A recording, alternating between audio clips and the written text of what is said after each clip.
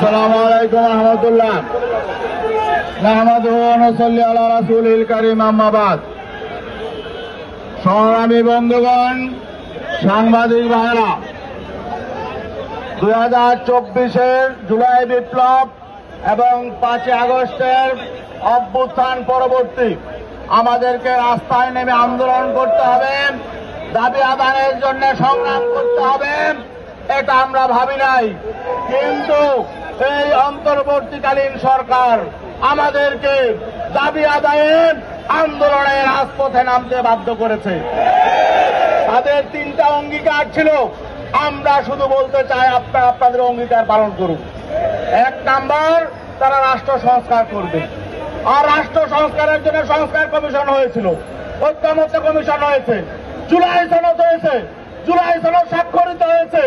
জুলাই সনদের বাস্তবায়ন আদেশের জন্য সকল রাজনৈতিক দলগুলো একমত হয়েছে, গণভোটের ব্যাপারে একমত হয়েছে।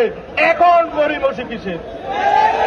আগামী 10 তারিখের মধ্যে জুলাই সনদের বাস্তবায়ন আদেশ না হলে ঢাকা শহর আমরা লোকারণ্য করে সমাবেশ করবো ইনশাল্লাহ।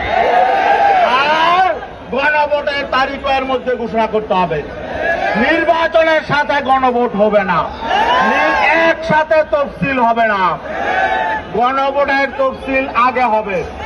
আর আমরা বলেছিলাম নভেম্বরের মধ্যে গণভোট দিতে, আপনারা গড়িমসি করে সময় যাপন করেছেন।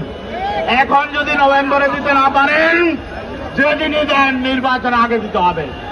প্রয়োজনে নির্বাচন ফেব্রুয়ারিতে হবে না, আরো 2 মাস পরে হবে। কিন্তু গণভোট ছাড়া বাংলাদেশে নির্বাচন হবে না, গণভোট আগে হবে।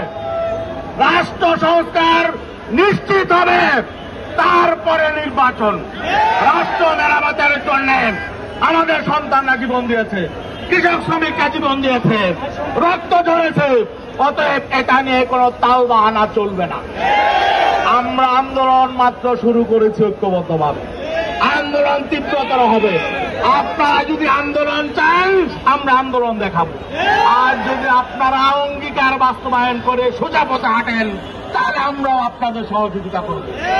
অতএব আজকে স্মারকলিপি দিয়ে আমরা মেসেজ দিচ্ছি, আগামী 10 তারিখের মধ্যে এগুলো ফায়সালা করুন। যারা বলে জুলাই সনদ লাগবে না, জুলাই সনদের প্রয়োজন নেই, সংস্কার লাগবে না, তাদের সাথে বসে আমাদের সমঝোতা করতে বলেন। এগুলো তামাশা, তারা সমঝোতা করবে না।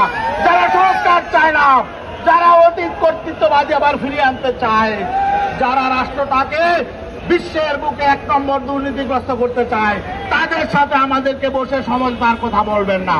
প্লিজ আপনারা সোজা পথে হাঁটুন।